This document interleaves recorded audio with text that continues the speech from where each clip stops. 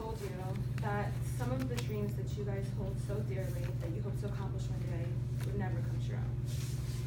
What if I told you that everyone's story isn't going to end up as the picture-perfect fairy tale, and that some of us are doomed to a life of pain and suffering until the end? Well, that was the reality of one of the most controversial writers of all time.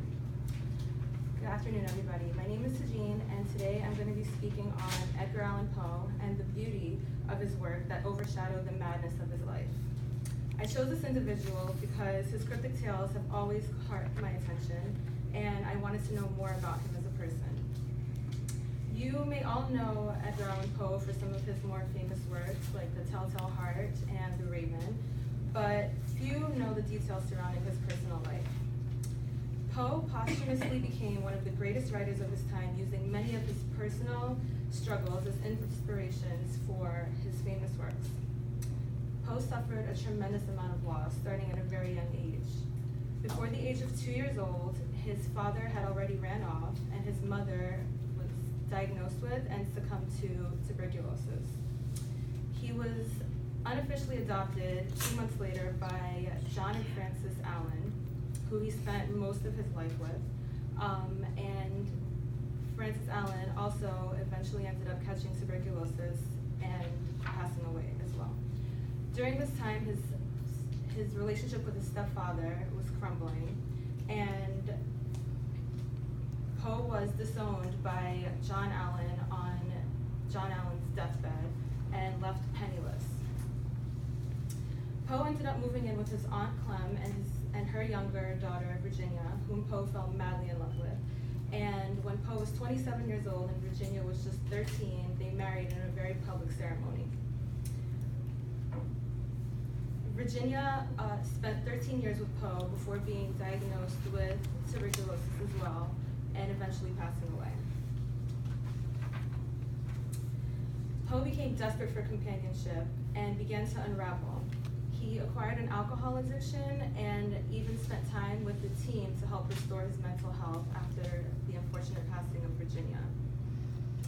He ended up disappearing for 5 days on a trip to New York, and when he was found, he was dressed in someone else's clothes, wet, and appeared to be drunk.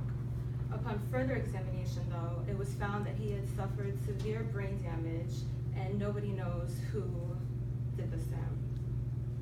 His last words were, "God, help my soul." Despite enduring this torture, Poe managed to turn his tragedy to triumph.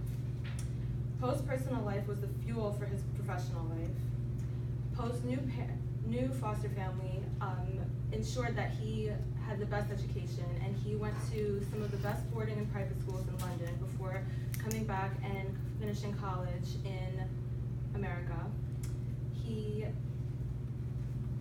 then traveled to Boston, where he published one of his first books, Tamerlane and Other Poems, which later went on to be republished and only sold 50 copies.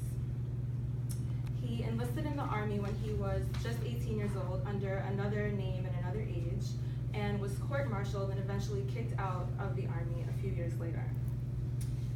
He then began to attempt turning his hobby into a source of income. He published The Telltale Heart just before publishing The Raven 2 years later. And despite The Raven being one of his most famous works, he was only paid $9 for the publication. This poem actually told the story of Virginia and her sickness and how he was losing her. According to The Mysterious Death, after Poe's death, an obituary was printed, signed by Ludwig. It was later revealed that Ludwig happened to be one of Poe's former rivals. The rival took on the role of writing a biography entitled Memoirs of the Author, and despite those being close to Poe denouncing the publication, it became widely popular and deeply damaged Poe's personal and literary reputation. In conclusion, I hope my speech gave you a better understanding of the obstacles that were faced and overcome by Edgar Allan Poe, and I would like to close off by showing you some key people and locations that were important to Poe.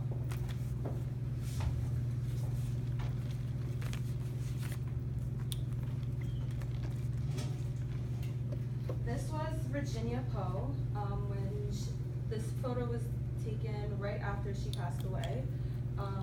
So she was not as young at the time, but she was about 27 when this picture was taken. This is Poe's original, one of his last houses in Fordham, which is now in the Bronx. And this is the house now. And this is the original manuscript of The Raven. Thank you. Good job.